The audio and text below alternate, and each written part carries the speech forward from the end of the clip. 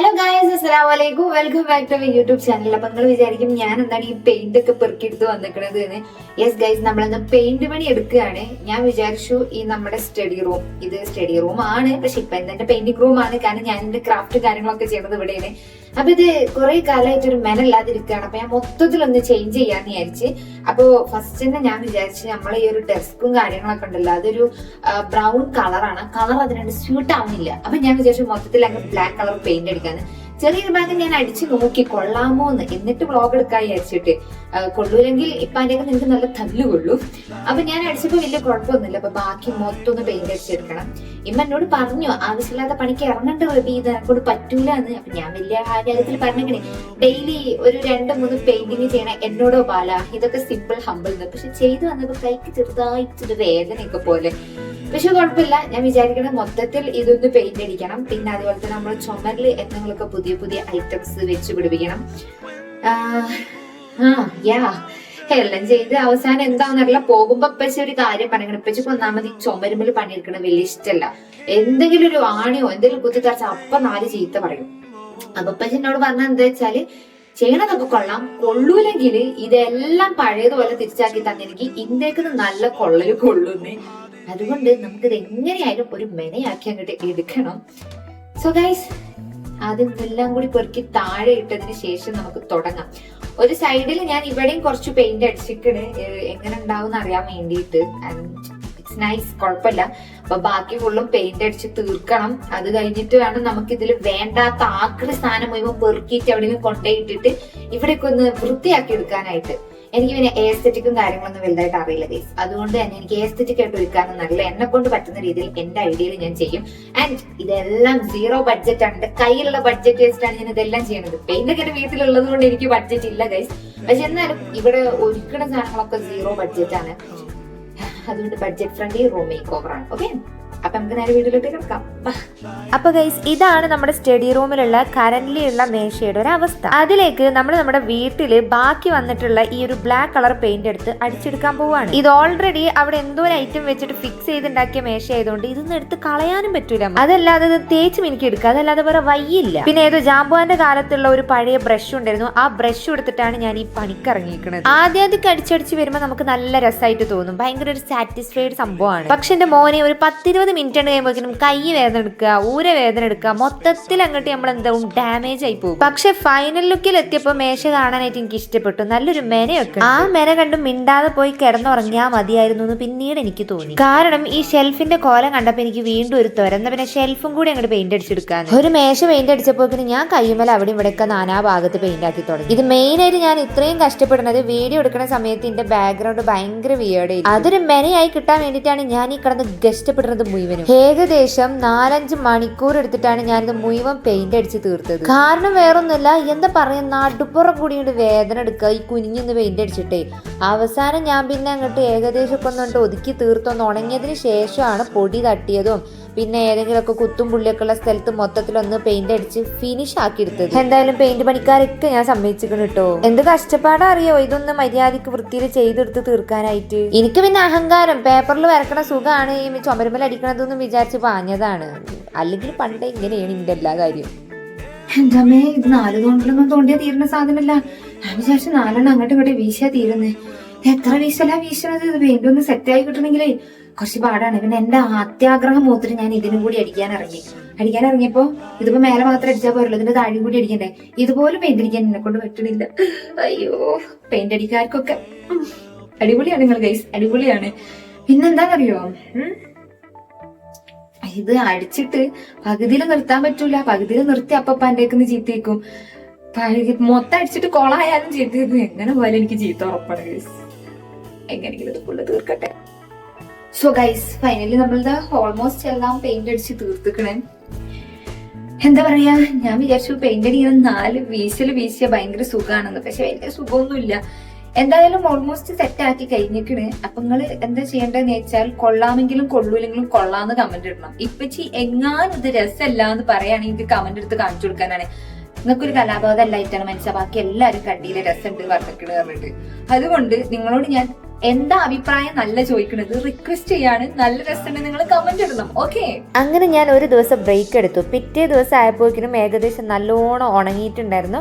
And കുഴപ്പമില്ലാതെ finishing ഒക്കെ ഉണ്ടായിരുന്നു. കാരണം ഇതിന്റെ ആദ്യത്തെ പെയിന്റ് അടിപ്പണിയാണ്. മെയിനായിട്ടും പെയിന്റ് അടിച്ചടിച്ച് ഉളുക്കിയിട്ട് റെസ്റ്റിലുണ്ട് കേസ് ഞാൻ ഒരു ദിവസം. ഏതായാലും എനിക്ക് തോന്നുന്നു നേരത്തെ ഉണ്ടായിരുന്ന ആ ബ്രൗണിനെക്കാളും എന്തുകൊണ്ടും ഭേദം ഈ കാണുന്ന ബ്ലാക്ക് തന്നെയാണ്. പക്ഷെ നിലത്ത് കാണുമ്പോഴാണ് എനിക്ക് ഈറ പിടിക്കണത്.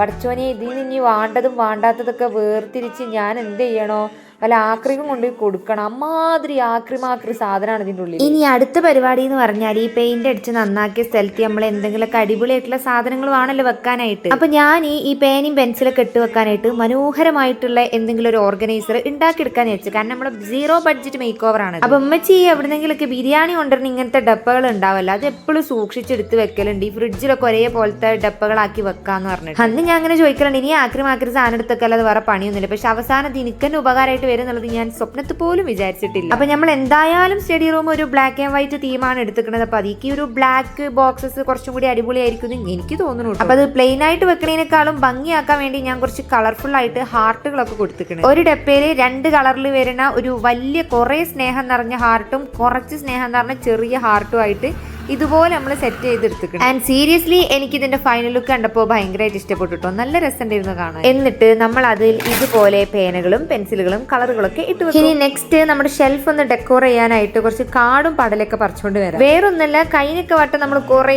ട്രോഫിയും അതും ഇതും ഒക്കെ വെച്ച് ഒരു ലോഡ് സാധനങ്ങൾ വെച്ച് നിറച്ചേക്കായിരുന്നു. അപ്പൊ ഇപ്രാവശ്യം ഞാൻ വെച്ചു ലളിതമായി മിതമായി പക്ഷെ കാണാൻ നല്ലൊരു ഭംഗിയുള്ള ഒരു മിനിമൽ ലുക്ക് വരുന്ന ഒരു സാധനം പിടിക്കാന്ന് വിചാരിച്ചു. അപ്പൊ ഞാൻ എന്ത് ചെയ്തു, മുറ്റത്തിൽ നിന്ന് കുറച്ച് ഈ വെള്ളത്തിലിട്ടാ വളരുന്ന ചെടികൾ ഉണ്ടാവില്ല, മണ്ണ് ആവശ്യമില്ലാത്തത്, അങ്ങനത്തെ കുറച്ച് മണി പ്ലാന്റ് ചെടികളൊക്കെ എടുത്തു വന്ന് പിന്നെ ഈ റോട്ടിൽ കൂടെ തേരാപാര നടന്നപ്പോൾ കുറച്ച് കള്ളുകുപ്പികൾ കിട്ടി. അതിലിതുപോലെ കഴുകി വൃത്തിയാക്കി വെള്ളമൊക്കെ ഒഴിച്ച് ചെടിയൊക്കെ വെച്ചിട്ടുണ്ട്. ഇനിയിത് മേലെ കൊണ്ടുപോയി വെക്കുമ്പോൾ അറിയാം ഇതിന്റെ അവസ്ഥ എന്തായിരിക്കും എന്നുള്ളത്. പിന്നെ ഞാൻ ഏകദേശം ഒരു നല്ല ഡാർക്ക് പച്ച കളറിലും പിന്നെ അതുപോലെ തന്നെ ഒരു ലൈറ്റ് പിങ്ക് റോസ് കളറിലൊക്കെ വരുന്നതൊക്കെ ഞാൻ സെറ്റാക്കി. പിന്നെ നമ്മൾ വരക്കണ ആ ഒരു ഏരിയ കുറച്ചും കൂടി ഒന്ന് സെറ്റ് ആക്കണമെന്നുണ്ട്. കാരണം വരക്കുമ്പോൾ നമ്മൾ വീഡിയോ എടുക്കുമ്പോൾ ബാക്ക്ഗ്രൗണ്ട് സെറ്റ് ആയിരിക്കണല്ലോ. അപ്പോൾ ആ ഒരു ഏരിയ ഞാൻ ഏകദേശം ഇതുപോലെ സെറ്റ്. അവിടെ പിന്നെ കാണാൻ മൊഞ്ചാക്കിയാൽ മാത്രം പോരാ, നമുക്ക് ഡ്രോയിങ്ങിന് ആവശ്യമായിട്ടുള്ള എല്ലാ സാമഗ്രികളും അവിടെ വെക്കണം. തപ്പി അപ്പം കിട്ടും. പിന്നെ കിട്ടിയ കള്ളും കുപ്പിയും മുറിച്ചുണ്ടാക്കിയ പ്ലാസ്റ്റിക് കുപ്പിയിൽ ഞാൻ കുറച്ച് മണി പ്ലാന്റ് എല്ലാം കൂടി ഷെൽഫ് കൊണ്ടുവന്ന് വെച്ചപ്പോൾ ഫൈനലൊക്കെ ഇങ്ങനെ. മണി പ്ലാന്റ് വെച്ചോണ്ടൊന്നും ഒന്നും ആവില്ലല്ലോ, അവിടെ ഇനിയും കുറെ ഗ്യാപ്പ് ഉണ്ട്. ആ ഗ്യാപ്പ് ഫില്ല് ചെയ്യാനായിട്ട് ഞാൻ കുറെ തപ്പിയപ്പോൾ അമ്മാന്റെ കൈയും കാലും പിടിച്ചിട്ട് ഈ കാണാൻ ക്യൂട്ടായിട്ടുള്ള ഭരണി എടുത്തുകൊണ്ട് വന്നു. ഒരു മിനിമൽ ലുക്ക് ആയിരിക്കും. പിന്നെ സെറാമിക്കിന്റെ പോട്ടുകൾ വെക്കുമ്പോൾ ഒരു പ്രത്യേക ഭംഗിയാണല്ലോ. അപ്പൊ ഞാൻ അങ്ങനെ എന്ത് ചെയ്തു, അത് അവിടെ കൊണ്ടു. ഏതായാലും ഫൈനലി പെയിന്റ് അടിച്ച് കയ്യിലുള്ളതൊക്കെ പെറുക്കി കൂട്ടി എന്തൊക്കെ ചെയ്ത് വെച്ച് ഞാൻ എന്റെ റൂം ഇതുപോലെ ആക്കി എടുത്തിട്ടുണ്ട്. ഇച്ചിരി മോട്ടിവേഷന് വേണ്ടി കുറച്ച് കോട്ട്സ് ഒക്കെ എഴുതി ഞാൻ ചുമരം ഒട്ടിച്ചിട്ടുണ്ട്. പിന്നെ ഞാൻ തന്നെ പെയിന്റ് ചെയ്ത് ഞാൻ തന്നെ ഫ്രെയിം ചെയ്തെടുത്തിട്ടുള്ള കുറച്ച് ഫ്രെയിം ഇവിടെ വെച്ചിട്ടുണ്ട്. ഇത് എങ്ങനെയാണ് ഈ ഫ്രെയിം ഉണ്ടാക്കുക എന്നുള്ളതൊക്കെ വിശദമായിട്ട് ഞാൻ വീഡിയോസ് നമ്മുടെ ചാനലിൽ അപ്ലോഡ് ചെയ്തിട്ടുണ്ട് ഷോർട്സ് ആയിട്ട് കേട്ടോ. പിന്നെ ഞാൻ വിചാരിച്ചു വാൾ പോസ്റ്റർ ഒട്ടിക്കാന്ന്. വാൾ പോസ്റ്റർ വാങ്ങി ഒട്ടിക്കുന്നതിനേക്കാളും എനിക്ക് തോന്നി ഞാൻ ഇത്രയും കാലമായിട്ട് ചെയ്ത ഒരുപാട് ഡ്രോയിങ്സ് എൻ്റെ കയ്യിലുണ്ട്. എൻ്റെ ഡ്രോയിങ്സ് എന്നെ വീണ്ടും വീണ്ടും കാണുമ്പോഴാണ് എനിക്ക് പുതിയ പുതിയ ചിത്രങ്ങൾ വരക്കാനായിട്ട് ഒരു ഇൻസ്പിറേഷൻ കിട്ടാറുള്ളത്. അപ്പൊ ഞാൻ വിചാരിച്ചു